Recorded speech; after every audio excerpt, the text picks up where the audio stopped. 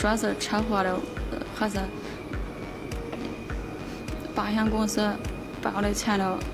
我说的给俺兄弟一半，俺孩一半。 영상에 나오는 이 여성은 아무도 그녀가 두 남동생과 함께 남편에게 불행을 안겨줄 계획을 세우리라 상상하지 못했을 겁니다. 그녀는 결국 친정과 인연을 끊는 상황에 놓였고 사건이 밝혀지기 전까지 모든 것이 가족을 위한 선택이었다고 주장했습니다.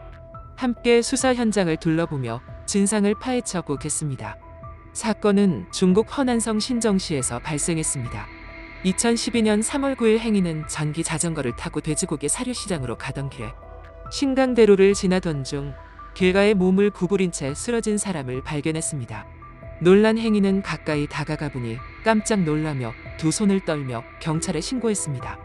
경찰이 현장에 도착했을 때 피해자는 이미 숨이 멎은 상태였습니다. 초기 조사 결과 피해자는 신장 1m 70cm의 남성이었고 현금 5,000원 정도와 담배 2개 외에는 아무런 단서도 남겨져 있지 않았습니다.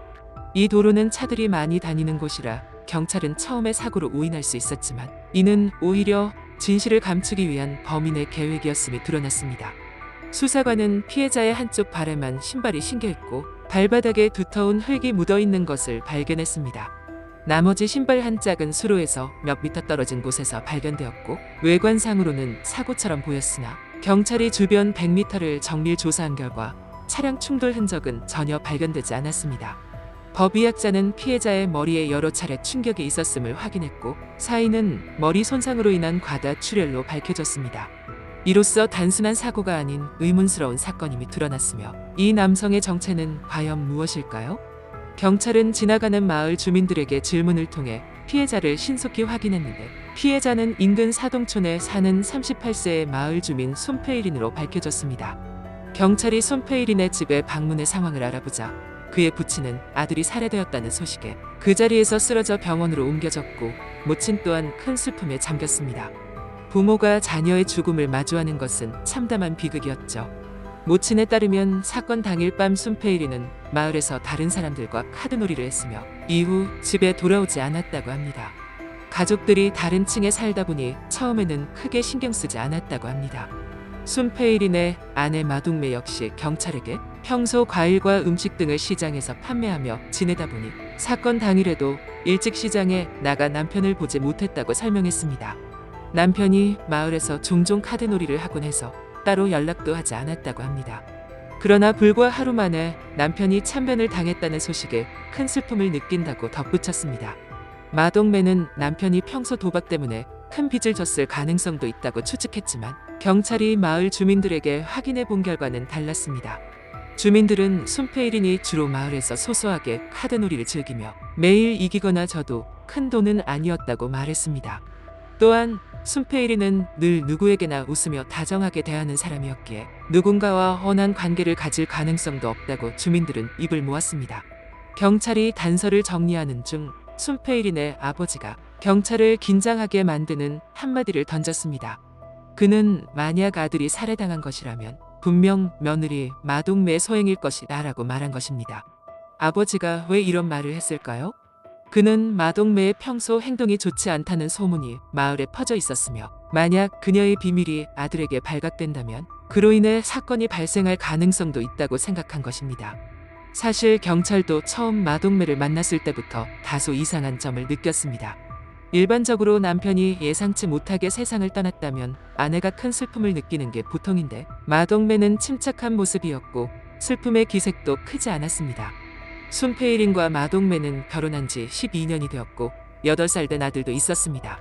경찰은 과거에 마동매가 남편에게 상처를 준 사건이 있었다는 소문을 확인했는데 당시 손페이린은 크게 분노하여 아내와 갈등을 빚었고 그로 인해 마동매가 병원에 입원한 적도 있었다고 전해졌습니다. 또한 마동매의 동생들이 형부에게 감정을 품고 찾아오기도 했던 일화도 있었습니다. 손페이린은 자신이 상황을 감당하기 어려워 한동안 외지로 떠나 있기도 했다고 합니다. 아버지가 며느리를 의심한 이유는 이러한 갈등이 마동매에게 상처로 남아 그녀가 여전히 감정을 품고 있을 가능성을 염두에 둔 것이었습니다. 그러나 마동매는 남편이 과거에 자신에게 상처를 준 것을 인정하며 한때 그로 인해 감정을 상했다는 사실을 털어놓았습니다. 다만 그녀는 본인의 잘못으로 인해 발생한 일이었기에 이미 사과를 받아들였고 시간이 흘렀으니 남편을 해칠 이유는 없다고 주장했습니다. 알려진 바에 따르면 이 사건을 계기로 두 사람은 한때 이혼을 고려했지만 결국 손 씨의 어머니가 손자를 생각해 강제로 다시 합치게 했습니다. 그녀는 손자가 잘못된 새어머니를 만나는 것이 좋지 않다고 판단했고 부부는 반년 뒤 다시 재결합했습니다.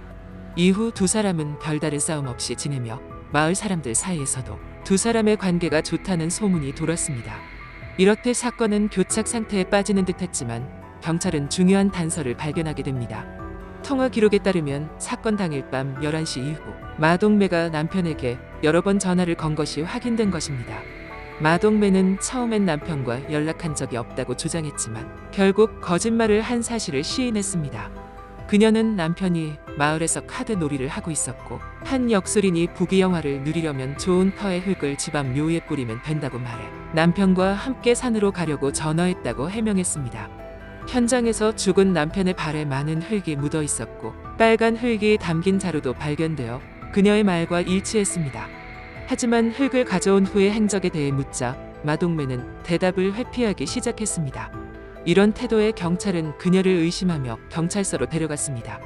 평소 작은 장사를 하며 경찰서를 가본 적 없는 마동매는 긴장했고 경찰은 이제 그녀가 피해자 가족이 아닌 용의자 신부님을 알렸습니다.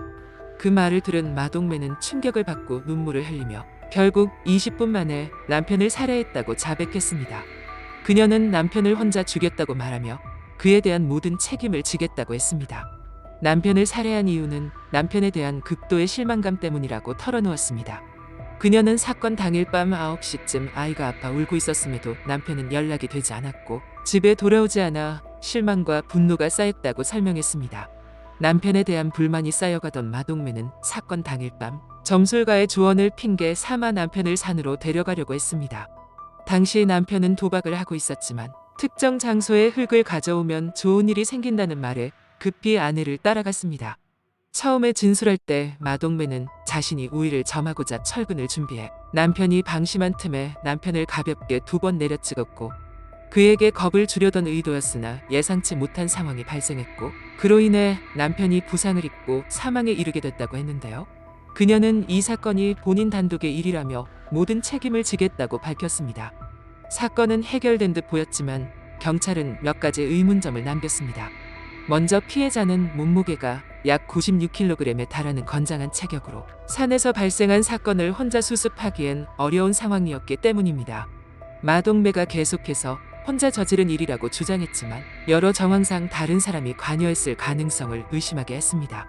경찰의 지속적인 조사 끝에 마동매는 실제로 2명의 남동생과 협력한 사실을 자백했습니다. 경찰은 즉시 그녀의 친정으로 향해 남동생들을 체포했습니다. 큰 동생은 결혼한 지 한 달도 안 된 상황에서 체포되었고 그 소식을 들은 아내는 친정으로 돌아갔습니다. 남은 것은 노쇠한 아버지뿐이었으며 세 자녀가 모두 체포되었다는 소식에 노인은 걱정으로 밤잠을 설쳤습니다. 아버지는 두 아들이 왜 무사히 잘 살 수 있었음에도 누나의 요청에 따라 처남을 해치는 일에 가담했는지 이해하지 못했습니다. 큰아들은 마동매가 가족을 위해 헌신했던 시간을 떠올리며 그 이유를 설명했습니다. 마동매는 집안의 장녀로 시집가서도 가족을 돌보고 어머니가 돌아가신 후에도 아버지를 위해 집안일을 도맡아 했습니다. 그러나 남편이 누나를 대하는 태도는 냉대와 무관심이었고 누나를 입원까지 시킨 일로 인해 동생들 또한 불만을 품게 되었습니다. 특히 자신의 어머니의 장례식 후에는 마동매가 낸 장례비 3,000위안을 남편이 형제들에게 다시 요구해 불만이 쌓였다고 말했습니다. 이로 인해 두 동생은 큰 분노를 느꼈습니다. 마가는 여러 가지 가정사를 겪으며 큰 빚을 지게 되었고 마동매는 지속적으로 친정집을 돕고 큰 동생의 결혼까지 챙겼습니다. 하지만 남편이 이를 알게 될 때마다 부부간에 심한 다툼이 일어나곤 했습니다. 세 남매가 남편인 순페이린을 해칠 계획을 처음 생각한 건 약 1년 전으로 거슬러 올라갑니다. 마동매는 남편이 사고로 세상을 떠난다면 보험금을 받을 수 있다고 생각했습니다. 하지만 이혼을 선택할 경우 재산을 나누게 될 뿐만 아니라 보험금을 전혀 받을 수 없었습니다. 남편이 갑작스러운 사고를 당하면 재산과 보험금까지 온전히 받을 수 있다고 판단한 마동매는 몰래 남편 명의로 총 3건의 상해 보험을 들어두었으며 각 100위안의 보험료로 최대 19만 위안의 보험금을 기대할 수 있는 상태였습니다. 이 계획은 마동매가 남편 문제를 해결하는 동시에 가정의 빚을 청산하려는 의도로 시작되었습니다. 처음 시도는 남편인 손페이린을 술에 취하게 만든 후 그를 도로로 유도해 사고를 유발하는 방식이었습니다. 술에 취한 손페이린은 지갑을 주우려다 운 좋게 모든 차량을 피하게 되어 실패로 끝났습니다.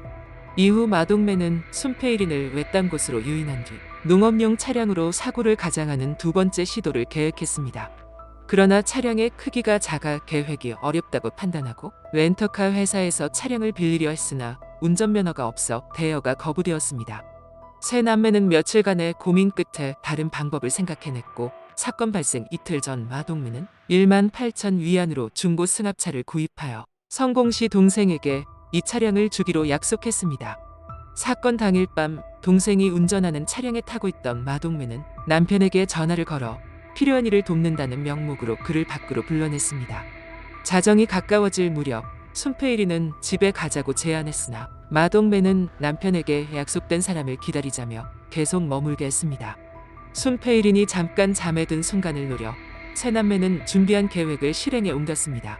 손페이린은 첫 번째 공격을 받고 깨어나 저항하며 도움을 요청했습니다. 그러나 마동매는 멈추지 않았고 남편의 부상은 깊어져 결국 숨을 거두게 되었습니다. 이후 세 사람은 시신을 도로변에 두고 사고로 위장하려 했으나 이들은 법의 추적을 피하지 못했고 그들의 계획은 실패로 돌아갔습니다. 이 사건은 경각심을 불러일으키는데요. 법의 선을 넘는 선택은 절대 피해야 할 것입니다. 그럼 다음 영상에서 뵙겠습니다. 구독과 좋아요는 영상 제작에 큰 힘이 됩니다. 감사합니다.